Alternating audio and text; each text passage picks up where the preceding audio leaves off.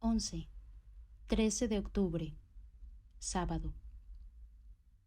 Asakawa había considerado la posibilidad de tomarse la semana libre, pero luego decidió que usar al máximo el sistema de información de la empresa le daría más posibilidades de elucidar los misterios de la cinta de video que encerrarse absurdamente en su apartamento, presa del pánico. Así pues, fue a trabajar, aunque era sábado. Fue a trabajar, pero sabía muy bien que no iba a trabajar en absoluto. Pensó que la mejor estrategia sería confesárselo todo a su jefe de redacción y pedirle que lo relevara temporalmente de sus tareas. Nada le ayudaría más que contar con la cooperación de su jefe de redacción. El problema era si su jefe se iba a creer la historia. Probablemente volvería a sacar a colación el incidente previo y soltaría un soplido de burla. Aunque tenía el video a modo de prueba, si Oguri lo negaba todo de entrada, tendría preparada toda una serie de argumentos para defender sus ideas. Reuniría toda clase de cosas en su favor para convencerse a sí mismo de que tenía razón. Con todo, sería interesante, pensó Asakawa. Había traído el video en su maletín, por si acaso. ¿Cómo reaccionaría Oguri si se lo enseñaba? O lo que era más importante, ¿le echaría un vistazo siquiera? La noche anterior se había quedado despierto hasta tarde explicándole todo lo ocurrido a Yoshino, y éste le había creído. Y luego, como para demostrarlo, había dicho que no quería ver el video para nada, que por favor no se lo enseñara. A cambio, intentaría cooperar como fuera. Por supuesto, en el caso de Yoshino, su fe tenía una base sólida. Cuando se descubrieron los cadáveres de Haruko Tsuji y Takehiko Nomi en un coche junto a una carretera prefectural en Ashina, Yoshino había ido enseguida a la escena y había sentido la atmósfera del lugar, aquella atmósfera asfixiante que había convencido a los detectives de que solamente algo monstruoso podía haber hecho aquello, pero también les había impedido decirlo. Si Yoshino no hubiera estado allí en persona, era probable que no hubiera creído con tanta facilidad el relato de Asakawa. En todo caso, lo que Asakawa tenía entre manos era una bomba. Si lo mostraba amenazadoramente delante de las narices de Oguri, debería tener cierto efecto. Asakawa tuvo la tentación de usarlo, por lo menos para ver qué pasaba. A Oguri le había desaparecido de la cara su habitual sonrisa burlona. Tenía los codos plantados en la mesa y su mirada se movía nerviosa mientras repasaba una vez más la historia de Asakawa, con un peine de dientes finísimos. Había escasas dudas acerca de que 4 jóvenes habían visto cierto video juntos en la ciudad de los chalets la noche del 29 de agosto. Y exactamente una semana más tarde, tal como había predicho el video, habían muerto en circunstancias misteriosas. Consiguientemente, el video había llamado la atención del encargado de los bungalows, que se lo había llevado a su oficina. Allí la cinta había esperado tranquilamente a que Asakawa la descubriera. Luego Asakawa había visto aquella cosa del demonio, de modo que le quedaban 5 días de vida. ¿Se suponía que tenía que creerse aquello? Y sin embargo, aquellas 4 muertes eran un hecho indiscutible. ¿Cómo las podía explicar? ¿Cuál era el hilo lógico que conectaba todo aquello? La expresión de Asakawa mientras permanecía de pie mirando desde arriba a Oguri tenía un aire de superioridad muy raro en él. Sabía por experiencia qué era lo que estaba pensando Oguri en aquel momento. Asakawa esperó hasta que le pareció que el proceso reflexivo de Oguri había llegado a un callejón sin salida, y luego sacó la cinta de video del maletín. Lo hizo con solemnidad exagerada, teatralmente, como si estuviera colocando sobre la mesa una escalera de color. ¿Quiere echarle un vistazo? Adelante. Asakawa señaló con la mirada el televisor situado junto al sofá bajo la ventana y esbozó una sonrisa tranquila y provocadora. Oyó tragar saliva a Oguri. El jefe de redacción ni siquiera miró en dirección a la ventana. Tenía la vista clavada en la cinta de video negra que acababa de aparecer sobre su mesa. Estaba intentando realmente decidir qué hacía. Si quieres verlo, pulsa la tecla play. Así de fácil. Vamos, puedes hacerlo. Limítate a reírte igual que siempre y a decir que vaya estupidez. Y mete la cinta en el aparato. Hazlo. Prueba a hacerlo. La mente de Oguri intentaba transmitirle la orden a su cuerpo. Deja de ser tan idiota y míralo. Si lo miras, quiere decir que no crees a Asakawa, ¿no? Lo cual quiere decir, si uno lo piensa bien, que si te niegas a verlo es porque crees en todas esas tonterías. Así que míralo de una vez. Crees en la ciencia moderna, ¿no? No eres un niño que teme a los fantasmas. De hecho, Oguri estaba seguro al 99% de que no creía a Asakawa. Pero aún así, en el fondo de su mente le quedaba cierta incógnita. ¿Y si todo era cierto? Tal vez el mundo estaba lleno de recodos que la ciencia moderna todavía no alcanzaba. Y mientras hubiera peligro, no importaba lo mucho que trabajara su mente, su cuerpo se iba a negar. Así que Oguri permaneció sentado en su silla sin moverse. No se podía mover. No importaba lo que entendiera su mente, su cuerpo no escuchaba a su mente. Mientras existiera una posibilidad de peligro, su cuerpo seguiría activando lealmente su instinto de supervivencia. Oguri levantó la cabeza y dijo con voz reseca: Así pues, ¿qué quieres de mí? Asakawa supo que había ganado.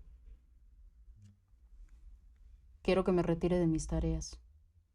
Quiero llevar a cabo una investigación minuciosa de este video. Supongo que se da cuenta de que es mi vida lo que está en juego aquí. Oguri cerró los ojos con fuerza. ¿Vas a escribir un artículo con esto? Bueno, independientemente de lo que piense usted de mí, sigo siendo periodista.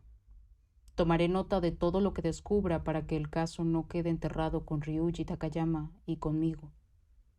Por supuesto, publicarlo o no, es algo que dejo en sus manos. Oguri asintió 2 veces con la cabeza, con gesto decidido. Bueno, no pasa nada por probar. Puedo poner a un novato a hacer su entrevista. Asakawa hizo una ligera reverencia. Hizo el gesto de devolver el video al maletín, pero no pudo resistir la tentación de divertirse un poco más. Le volvió a ofrecer la cinta a Oguri y dijo: ¿Me cree, verdad? Oguri soltó un largo suspiro y negó con la cabeza. No era que se lo creyera o no, simplemente aquello le inquietaba. Sí, no era más que eso.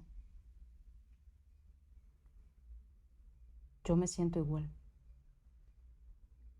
Fueron las palabras con las que se despidió a Asakawa. Oguri lo miró mientras salía y se dijo a sí mismo que si Asakawa seguía vivo después del 18 de octubre, tenía que ver el video con sus propios ojos. Pero tal vez ni siquiera entonces su cuerpo le dejaría.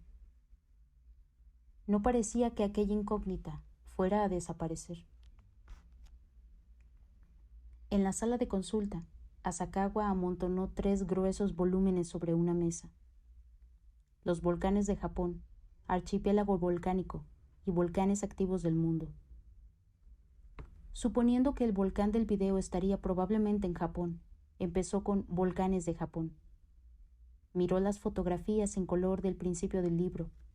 Una serie de montañas eructando humo blanco y vapor se levantaban elegantemente contra el cielo, con las laderas cubiertas de lava sólida de color marrón negruzco. La lava fundida de color rojo brillante salía a borbotones hacia el cielo nocturno, desde cráteres cuyos bordes negros se confundían con la oscuridad. Pasó las páginas y comparó aquellas escenas con la que tenía marcada a fuego en el cerebro. El monte Aso, el monte Asama, el Showa Shinsan, el Sakurajima. Localizar su volcán no le costó tanto como había temido. Después de todo, el monte Mihara, en la isla de Izu Oshima, parte de la misma cadena de volcanes que el monte Fuji, era uno de los volcanes activos más famosos de Japón. El monte Mihara, murmuró Asakawa. La ilustración a doble página del monte Mihara incluía 2 fotos aéreas y una tomada desde una colina cercana. Asakawa recordó la imagen del video y trató de imaginársela desde distintos ángulos, comparándola con aquellas fotos. Había similitudes evidentes. Vistas desde el pie de la montaña, las laderas que llevaban a la cima parecían muy suaves, pero desde el aire se veía que el borde circular rodeaba una caldera y que en el centro de la misma había un montículo que era la boca del volcán. La foto sacada desde lo alto de una colina cercana se parecía especialmente a la escena del video. El color y los contornos de las laderas eran casi idénticos, pero necesitaba confirmarlo. No podía limitarse a confiar en su memoria. Asakawa hizo una copia de las fotos del monte Mihara y de un par de candidatos más. Asakawa pasó la tarde al teléfono. Estuvo llamando a toda la gente que se había alojado en el bungalow B4 durante los últimos 6 meses. Le habría sido más útil quedar con ellos cara a cara para escrutar sus reacciones, pero no tenía tiempo para aquello. No era fácil pillar una mentira solamente a partir del tono de una voz por teléfono. Asakawa prestó atención, decidido a captar cualquier vacilación. Necesitaba contar con 16 grupos. El número era tan bajo porque al inaugurarse en abril la ciudad de los chalets, los bungalows no estaban equipados con aparatos de video.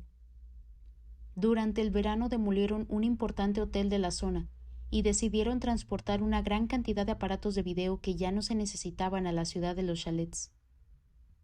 Aquello fue a mediados de julio. Los aparatos se instalaron y la biblioteca de cinta se reunió a finales de aquel mes, justo a tiempo para la temporada de vacaciones de verano. Como resultado, el folleto no mencionaba que todos los bungalows tuvieran equipo de video. A la mayoría de clientes les sorprendió ver el video cuando llegaron y no pensaron en él más que como una forma de matar el tiempo en un día lluvioso. Casi nadie había traído expresamente una cinta con el propósito de grabar algo. Por supuesto, eso sí había que dar crédito a las voces del otro lado de la línea.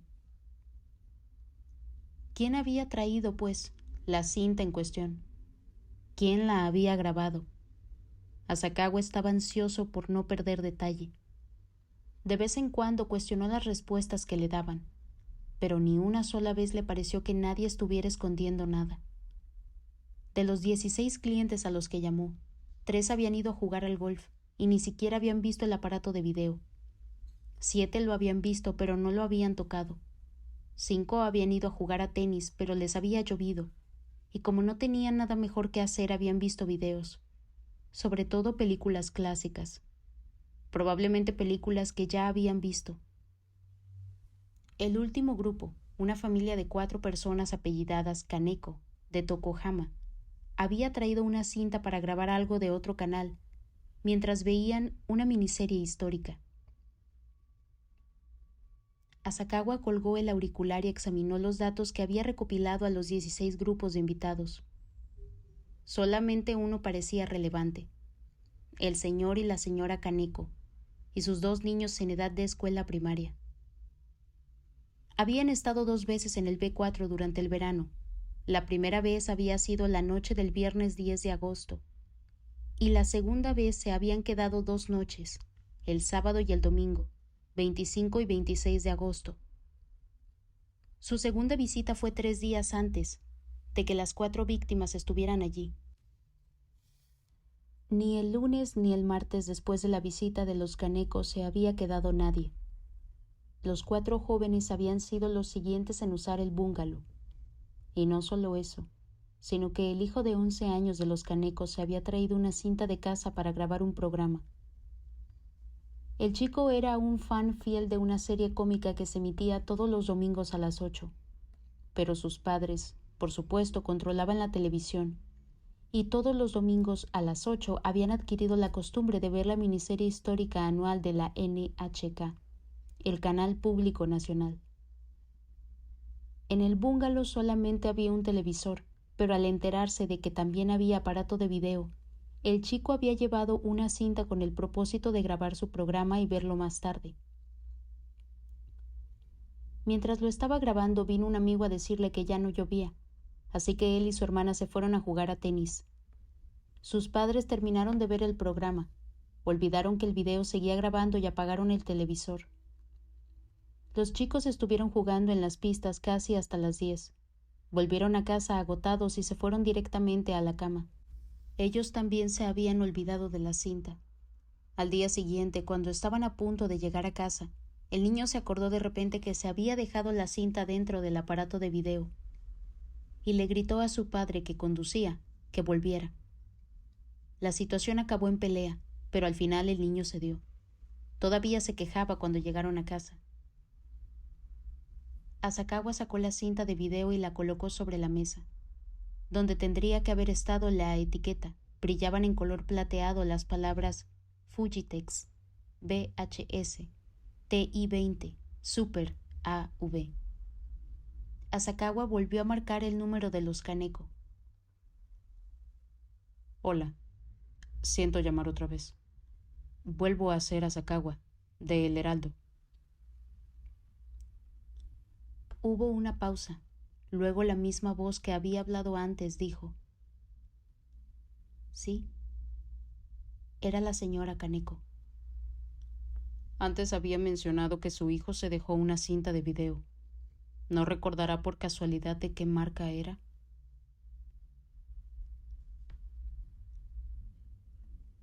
Bueno, déjeme ver, respondió aguantándose la risa. Oyó ruidos de fondo. Mi hijo acaba de llegar a casa. Se lo voy a preguntar. Asakawa esperó. El niño no se iba a acordar de ninguna manera. Dice que no lo sabe, pero que solamente usamos marcas baratas, de las que se compran en paquetes de 3. A Asakawa no le sorprendió aquello. ¿Quién prestaba atención a la marca de las cintas que usaba cuando quería grabar algo? Luego se le ocurrió una idea. Un momento, ¿dónde está la funda de esta cinta? Las cintas de video siempre se venden en fundas de cartón, y nadie las tira. Por lo menos, Asakawa nunca había tirado la funda de una cinta, ni de audio, ni de video. ¿En su familia guardan las cintas con las fundas? Sí, claro. Mire, lo siento mucho, pero ¿podría comprobar si tienen una funda vacía por ahí? ¿Cómo? Preguntó la mujer con expresión ausente. Aunque entendiera su pregunta, no entendía a dónde iba a parar Asakawa, y aquello hizo que demorara su respuesta. Por favor, la vida de alguien puede depender de ello. Las amas de casa eran susceptibles a la estratagema de la cuestión de vida o muerte. Siempre que necesitaba ahorrar tiempo y avanzar, se encontraba con que aquella frase lo conseguía. Pero esta vez no estaba mintiendo. Un momento, por favor. Tal como Asakawa había esperado, el tono de la mujer cambió. Hubo una pausa bastante larga después de que ella soltara el auricular. Si la funda se había quedado en la ciudad de los chalets junto con la cinta, entonces es que el encargado la había tirado. Pero en caso contrario, había bastantes posibilidades de que los Kaneko todavía la tuvieran. La voz regresó. Una funda vacía, ¿no? Sí. He encontrado 2. Muy bien. El fabricante de la cinta y el tipo de cinta tendrían que figurar en la funda. A ver, una dice Panavision TI-20. La otra es una Fujitex VHS TI-20 Super AV. Exactamente el mismo modelo que la cinta de video que tenía en la mano. Como Fujitex había vendido una cantidad incalculable de aquellas cintas, no se trataba exactamente de una prueba, pero al menos había avanzado un paso.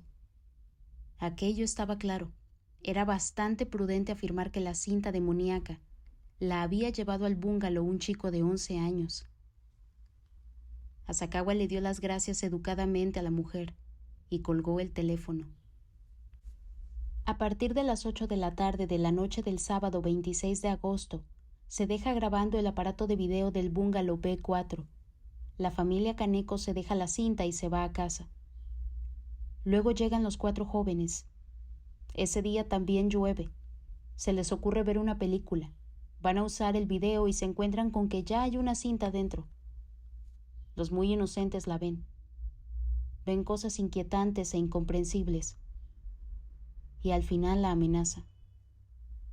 Maldiciendo el mal tiempo, se les ocurre una travesura cruel. Borran la parte que explica cómo escapar de cierta muerte y dejan el video allí para asustar al cliente que venga después. Por supuesto, no se han creído lo que han visto. Si se lo hubieran creído, no habrían sido capaces de llevar a cabo su broma. Asakawa se preguntó si en el momento de morir, los jóvenes se habrían acordado de la cinta.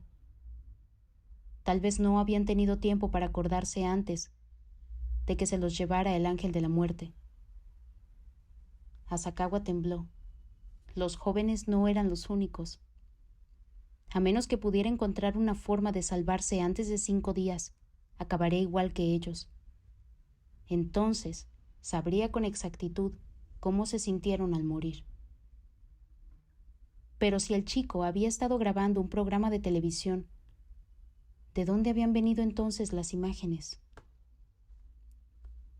Durante todo el tiempo, Asakawa había estado creyendo que alguien las había grabado con una cámara de video y luego había llevado la cinta al bungalow. Pero la cinta había estado grabando de la televisión, lo cual quería decir que, de alguna forma, aquellas escenas increíbles se habían filtrado en las emisiones televisivas. Jamás lo habría soñado. Alguien había secuestrado las ondas de televisión. Asakawa recordaba lo sucedido el año pasado en época de elecciones, cuando después de que la NHK dejara de emitir, en el mismo canal había aparecido una grabación ilegal que calumniaba a uno de los candidatos. Alguien había secuestrado las ondas de televisión. Era la única posibilidad que encajaba. Acababa de descubrir que era posible que la tarde del 26 de agosto aquellas imágenes se hubieran estado emitiendo en la región de Hakone Sur y que aquella cinta las hubiera registrado por puro azar. De ser esto cierto, tenía que constar en alguna parte. Asakawa se dio cuenta de que tenía que ponerse en contacto con la oficina local del periódico y hacer unas cuantas averiguaciones.